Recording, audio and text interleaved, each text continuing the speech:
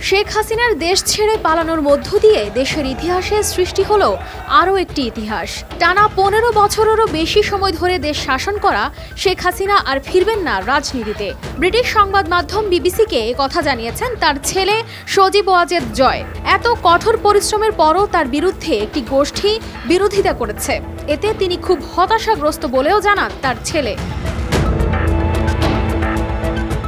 সোমবার পর্যন্ত শেখ হাসিনার তথ্য ও যোগাযোগ প্রযুক্তি বিষয়ক উপদেষ্টা ছিলেন সজীব ওয়াজেদ জয়। সংবাদ মাধ্যমে দেওয়া সাক্ষাৎকারে তিনি বলেন, তার মা শেখ হাসিনা রোববার থেকেই পদত্যাগের কথা বিবেচনা করেছিলেন। অবশেষে তিনি নিজের নিরাপত্তার জন্য দেশ ছেড়েছেন। ক্ষমতায় তার মাকে সমর্থন করে জয় বলেন, তিনি বাংলাদেশকে ঘুরিয়ে দিয়েছেন। তিনি যখন ক্ষমতা নিয়েছেন তখন বাংলাদেশকে একটি ব্যর্থ রাষ্ট্র হিসেবে মনে করা হতো। এটি ছিল একটি দরিদ্র দেশ। এছাড়া বিক্ষোভকারীদের কঠোর হস্তে দমনের অভিযোগ প্রত্যাখ্যান করেছেন জয়। তিনি বলেন, রোববারও পিটিয়ে ১৩ জন পুলিশ সদস্যকে হত্যা করা হয়েছে।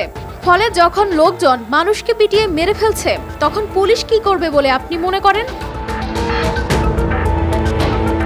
কানিস ফাতেমা শিমু, RTV।